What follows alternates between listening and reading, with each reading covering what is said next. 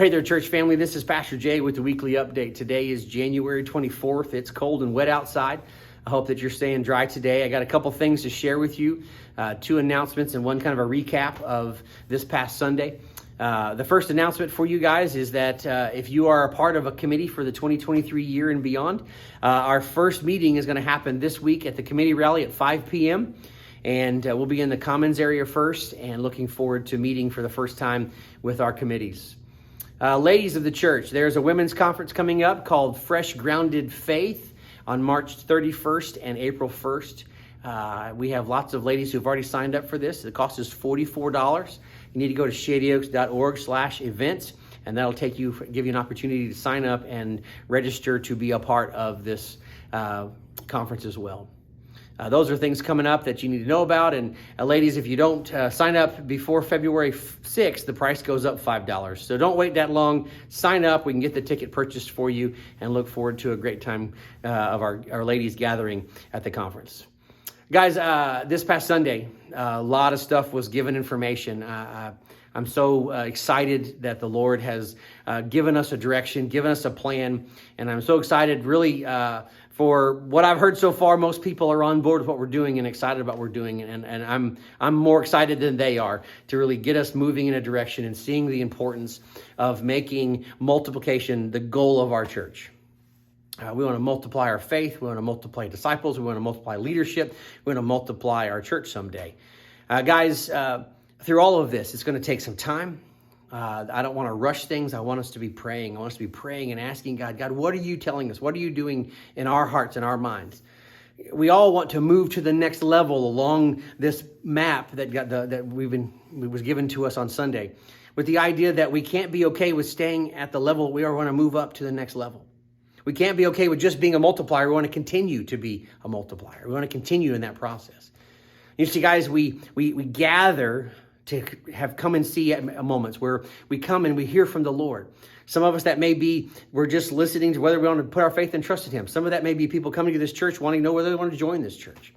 But we gather so that we can connect, and we connect to grow deeper and become more like Jesus. But we connect so that we can grow, and we grow in the Lord with the purpose of becoming a multiplier. And then we become a multiplier. Why? Because we want other people to be involved in the process of moving up to the next level. And so, guys, it's a process. Where are you at on the map? What do you need to do? What do you need to pray about to get you to move up to the next level? Maybe you have to let go of some things. Maybe you have to realize that being involved in discipleship is really what you should be doing. That multiplies itself. And so, guys, there's lots of things, lots of conversations. Nothing has to be finalized today, but just definitely want to encourage you to be thinking about what is the Lord telling us in this. At the same time, guys, I talked about the idea of flipping the Sunday morning service around to where we worship first and go to life group second. Guys, it's not a change just for change's sake. It's a change that's pragmatic and purposeful. The idea is that we would go to our worship time together. We would hear from the Lord in that, and we would take that into our life group together. And then you would take those two things, combine them together, and at the end, block out time specifically to ask the question around people around tables, not in the whole room, but just maybe in circles that says, how do I apply this? How do I take this to my context this week? How do I listen to what the Lord is saying and go do it? And guys, that's really a part of us to take connecting to turn into growing. Again, there's a purpose to that. And we want to see that as an opportunity for us through our life groups and our Sunday morning experience. Guys, we also talked about the idea that I'm going to be calling the church to be praying specifically about, Lord, do we need to make changes to our building, improvements to our building? Guys, you know the status of our building. You walk around here, the inside looks great. The outside could use some love. There's just some things that we need to say, God, what do you want us to do? Do you want us to do this? You hold all the resources, God. We want you to tell us what to do with them. And so, guys, this is what we're going to do.